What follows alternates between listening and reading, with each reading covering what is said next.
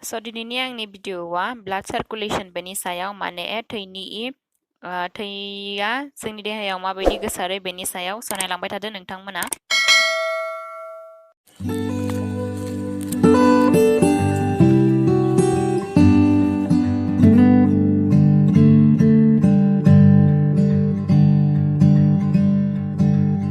थैया माबायदि गोसारो नैबे साइडखौ नैबे पार्टखौ राइट होनना बुङो, नैबे पार्टखौ लेफ्ट होननानै बुङो। बेवहाय इम्पोर्टेन्ट बुस्थुआनो जाहैबाय राइट एट्रियाम, राइट वेंट्रिकल आरो लेफ्ट एट्रियाम आरो लेफ्ट वेंट्रिकल। बे मोनब्रैयानो इम्पोर्टेन्ट। बेखौ हार्ट चेम्बार होननानै बुंनाय जायो। हार्टनि चेम्बारा मोनब्रै, बेनो जाहैबाय राइट एट्रियाम, राइट वेंट्रिकल आरो लेफ्ट एट्रियाम आरो लेफ्ट वेंट्रिकल। जोंनि हार्टआव मोनब्रै चेम्बार थायो, बेखिनियानो। जोंना ब्लाड सार्कुलेशना माबायदि जायो माने जोंनि थैनि गोसारनाया माबायदि जायो। नैबेनिफ्राय फैयो बेवहाय मोननै बुस्थु दङ, अक्सिजेनेटेड आरो डिअक्सिजेनेटेड आरो अक्सिजेनेटेड ब्लाड।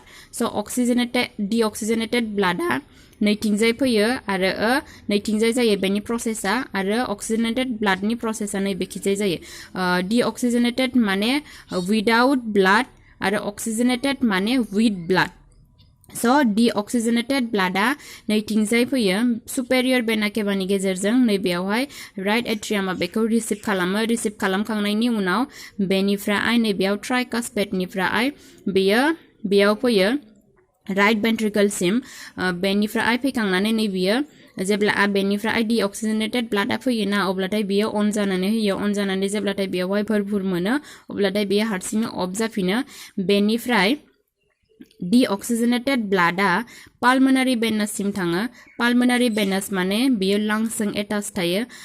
बेनिफ्राय अक्सिजेनेटेड ब्लाडा फैयो। बेखिनियाव डिअक्सिजेनेटेडनि प्रसेसा जोब्बायना, बेनिफ्राय अक्सिजेनेटेडआ लांसनि गेजेरजों फैनानै नैबे पाल्मोनारि वेनासनि ट्यूबजों हाबफैयो। अक्सिजेनेटेड ब्लाडा नैयाव फैनानै बेनिफ्राय फैनानै बेयाव फैयो लेफ्ट एट्रियामाव फैयो बे पाल्मोनारि वेनासनि गेजेरजों। बेनिफ्राय हाबबोनानै नैबेयाव बाइकास्पेडनिफ्राय फैनानै नैयाव फैफिनो लेफ्ट वेंट्रिकलसिम।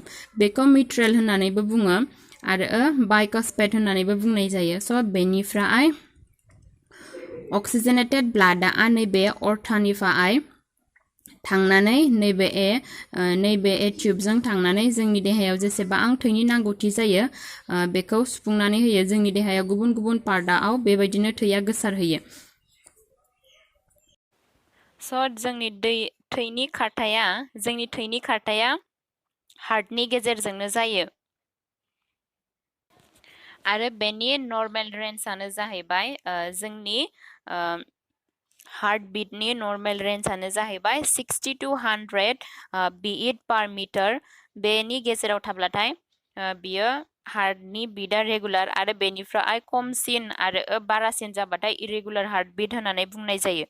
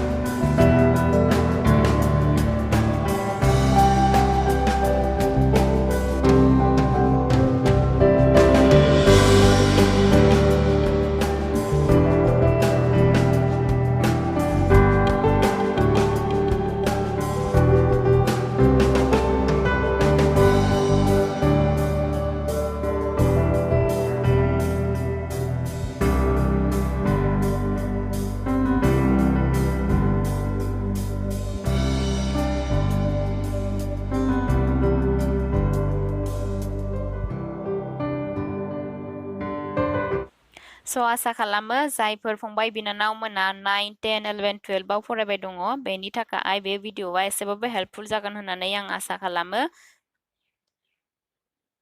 आरो नोंथांमोना आंनि भिडिअ'खौ नायनानै एसेबाबो हेल्पफुल मोनदोंबा लाइक खालामदो, साबस्क्राइब खालामदो आरो शेयार खालामनानै होदो भिडिअ'खौ।